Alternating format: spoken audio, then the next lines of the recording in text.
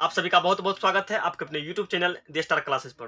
दोस्तों, यह वीडियो जो है क्लास 10 के स्टूडेंट के लिए है। थोड़ा सा इसमें देखिएगा, आप लोगों को बताएंगे द्विघात समीकरण और जो क्लास में जो क्लास किए होंगे तो उसको बिल्कुल पता होगा। और कमेंट बॉक्स में कमेंट करके बताइएगा जो मतलब ये जो बता रहे हैं आपको समझ में आता है या कुछ कमी रह जाता है, तो कमेंट बॉक्स में कमेंट जरूर कीजिएगा कि आपको यह वीडियो कैसा लगा। चलिए, इसमें बताएंगे आप लोगों को, देखिए इसमें आप लोगों को बताएंगे द्विघात समीकरण। देखिए, द्विघात समीकरण जो होता है, द्विघात समीकरण उसको कहते हैं यानी कि जिस समीकरण में चर के जिस समीकरण में चर का अधिकतम घात 2 हो उसको कहते हैं द्विघात समीकरण। द्विघात समीकरण में मतलब चर का अधिकतम घात 2 होगा, चर का अधिकतम घात 2 होगा, उसको बोलेंगे द्विघात समीकरण। जैसे देख लीजिएगा, एक एग्जांपल दे देते हैं। जैसे रहेगा 2x² प्लस 3x प्लस 5 बराबर में रहेगा 0। देखिए यहाँ जो x² है यानी कि ये x के लिए ये x का घात अधिकतम घात 2 है। ये पूरा आपका हो गया द्विघात समीकरण, पूरा हो गया द्विघात समीकरण। और द्विघात समीकरण का व्यापक रूप जो होता है, द्विघात समीकरण का व्यापक रूप इस प्रकार से होता है, ax² plus bx plus c बराबर 0। द्विघात समीकरण का व्यापक रूप होता है ax² plus bx plus c बराबर 0।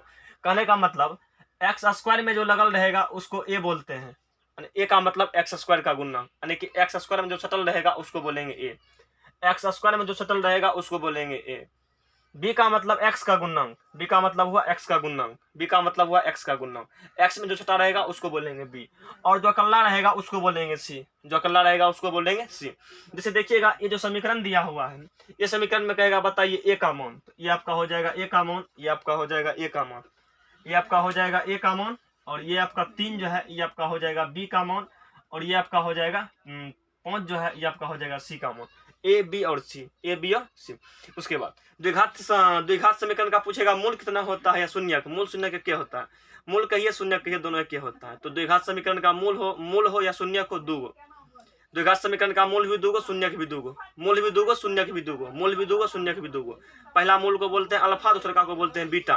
पहला को बोलते हैं अल्फा, दूसरा को बोलते हैं बीटा। अल्फा और बीटा, अल्फा और बीटा जो है द्विघात समीकरण के 2 गो शून्यक होते हैं, एक अल्फा और एक बीटा।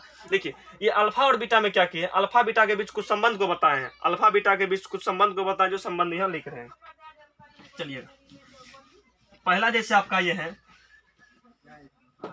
देखिए पहला संबंध क्या है, जैसे कहेगा alpha plus beta, alpha plus beta. Alpha plus beta का मतलब क्या हुआ कि मूलों का योगफल, अल्फा प्लस बीटा बराबर मूलों का योगफल, अल्फा प्लस बीटा बराबर मूलों का योगफल, मूलों का योगफल। अल्फा प्लस बीटा बराबर होता है माइनस बी बाय ए, माइनस बी बाय ए। अल्फा प्लस बीटा बराबर हो गया माइनस बी बटा ए। दूसर का याद रखिएगा, alpha into beta, alpha into beta बराबर सी बटा ए, अल्फा इंटू बीटा बराबर सी बटा ए, अल्फा इंटू बीटा बराबर सी बटा ए। और 3 में आपका होता है 1 by alpha plus 1 by beta, ये आपका होता है माइनस बी बाय सी, माइनस बी बाय सी। सब टाइप पर क्वेश्चन एग्जाम में पूछा जाता है। अल्फा प्लस बीटा बराबर माइनस बी बटा ए, अल्फा इंटू बीटा बराबर सी बटा ए, 1 by alpha plus 1 by beta बराबर माइनस बी बटा सी। उसके बाद एक और याद रखिएगा, नंबर 4 में कभी कभी दे देता है ये हो alpha square plus beta square, alpha square plus beta square, तो इसका हो जाता है यानी कि अल्फा प्लस बीटा का होल स्क्वायर माइनस में 2 अल्फा बीटा, माइनस में 2 अल्फा बीटा।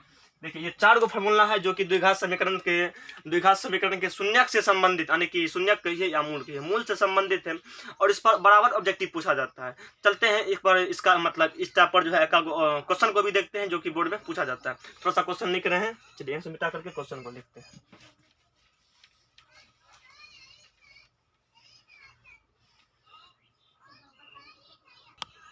चलिए देखिएगा, क्वेश्चन आप लोगों के सामने बोर्ड पर है, यानी कि द्विघात समीकरण 2x² प्लस x माइनस 4 बराबर 0।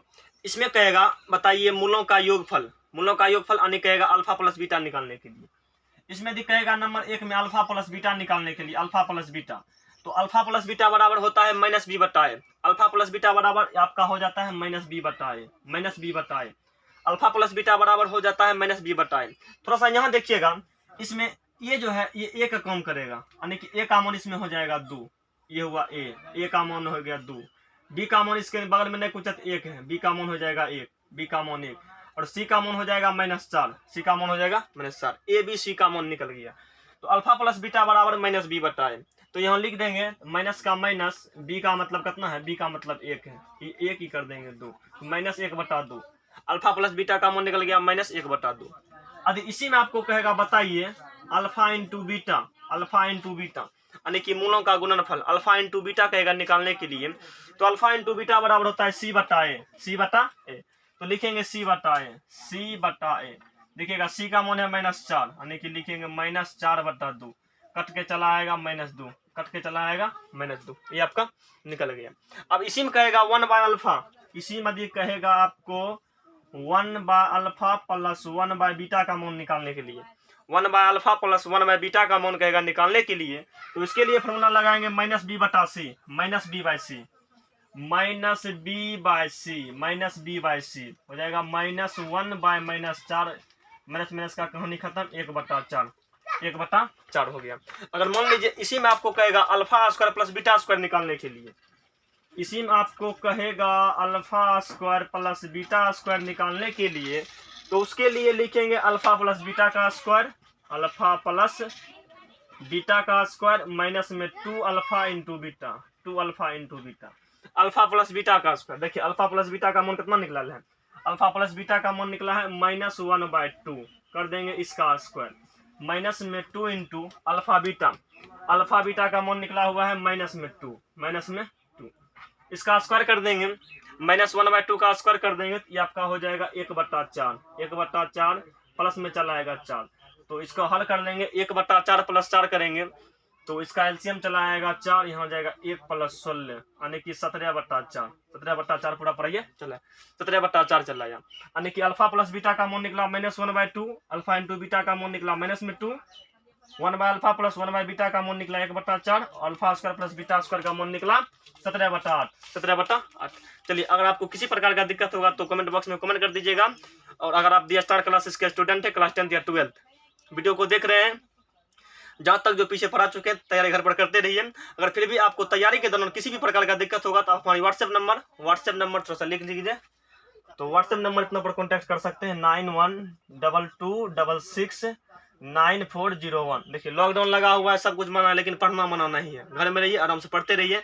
आपको पढ़ाई करने के दौरान किसी भी प्रकार की समस्या हो तो इस नंबर पर कॉन्टैक्ट कीजिएगा, किसी प्रकार की मदद चाहिए तो इस नंबर पर कॉन्टैक्ट कीजिएगा, आपको मदद किया जाएगा। चलिए वीडियो को देखने के लिए बहुत बहुत धन्यवाद, मिलते हैं नेक्स्ट वीडियो में बहुत ही जल्द।